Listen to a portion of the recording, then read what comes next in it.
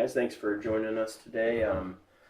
In honor of Cyber Awareness Month, just wanted to ask you guys a little bit about personal cyber liability and just hear what you guys have to say on the matter. Yeah, another good topic that we need to discuss is personal cyber liability coverage and just the opportunity that we have to make sure we're on top of where our devices are and making sure that we have all our apps updated, our phones updated, anything of that nature.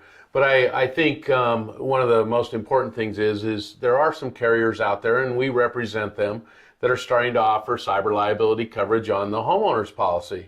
And basically that policy will provide, data breach coverage, coverages such as your smart devices at home that transmit information, which could be your thermostat, could be even your burglar alarm. Yep, your TV. Your TV. Yep.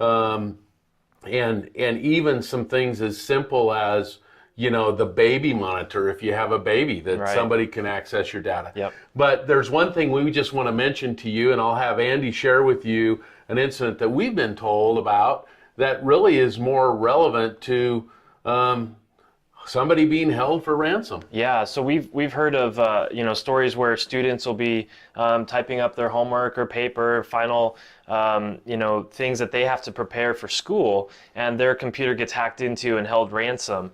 And when that happens, the hackers don't release the information until you pay. And so these policies will help come in and negotiate that, pay those ransoms so that you can be restored with your information. And in this one instance, this college student who was trying to get ready for their final dissertation was caught with a ransomware attack and basically locked up their entire thesis and all the paper they had to turn in the next day. And fortunately, they were able to get that released through this coverage and get their information back. But it's not just as simple as replacing your computer or your devices. Sometimes that data on there is more crucial than the device itself. And so obviously, a coverage like that would really come into play and help protect those individuals that have been a victim of that attack.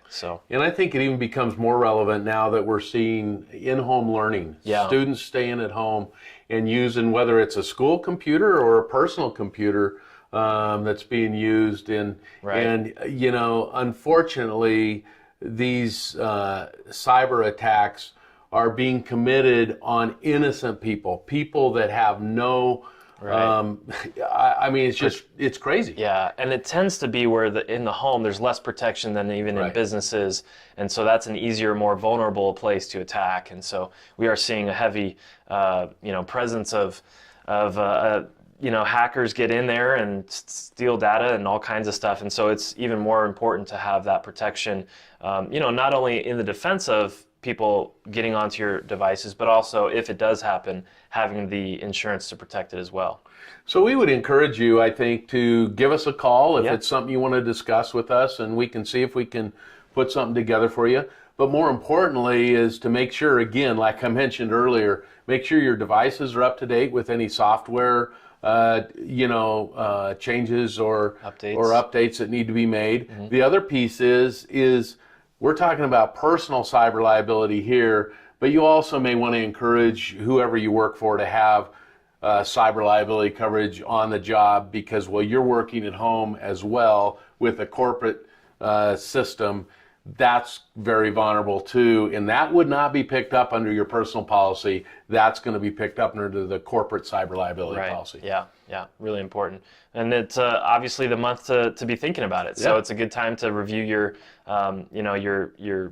data and your devices and see if you're up to date and ready to go. So check back with us in a couple weeks. We'll have a new topic, and look forward to talking with you again. Thanks so much.